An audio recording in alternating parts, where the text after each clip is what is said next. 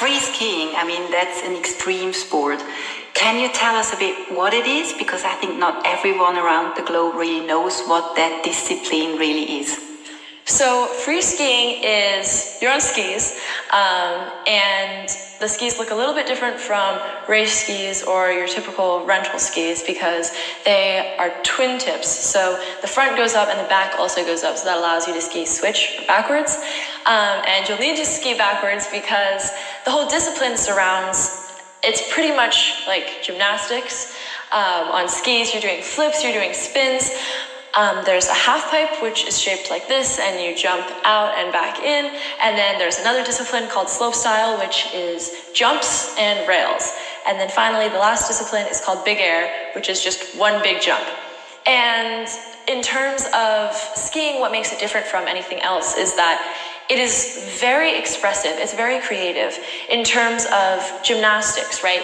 It's beautiful. It's so difficult, but at the same time, there are set difficulties for different tricks. Whereas in skiing, there is no score based on only difficulty. It's scored on difficulty, amplitude, execution, variety, and style.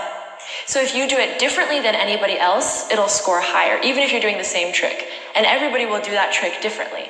And so in that way, it makes it really interesting because it allows for a lot of freedom and creativity and self-expression, and it allows you to kind of personalize your own skiing. I always like to say that if everybody was wearing black and everybody was doing the same trick and I was watching from a far distance, I would be able to tell who is who because you can really show your own style and influence into skiing. So that's what I love so much about it. You achieved your first World Cup victory in Italy in 2019 when you were only 15. What has happened since then? Wow. A lot has happened since then, I would say. I think what's really fun is because things have happened so fast, I definitely still have the kind of underdog mentality in the sense that I now have enough confidence to enter any competition and have the intention to win, but also not really the age or the time experience to really expect it. So what that means is I feel like it's created a really healthy mindset for me competitively. I have won X Games, I've won World Championships, I've made history as the first person of Chinese descent to ever win X Games. I'm the first female rookie to ever win 3 medals at X Games.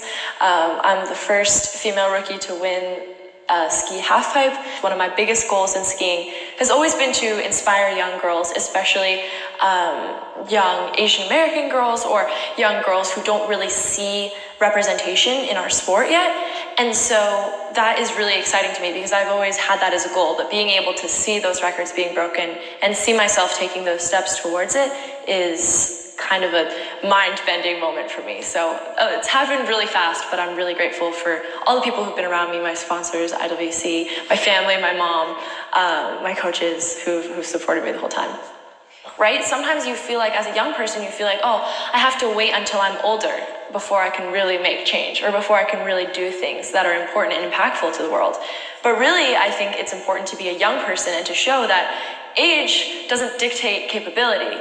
And that experience teaches more than anything else. And so, yeah, I think that is my biggest goal, and it's something that I wish I had more of growing up, but also I'm really grateful because I grew up in a very healthy and supportive environment with my mom and my grandma, who are both incredibly empowered women, and who served as the role models that I didn't really see on TV or in this sport or other extreme sports for that matter. So I wanted to be kind of the one to introduce skiing to people, to show people the joy of it, and so that when people think of free skiing, they don't think of a older white man. They think of a young, worldly, biracial girl who is bubbly and likes to do a bunch of different things and has this genuine passion for the sport. And that was probably my biggest goal.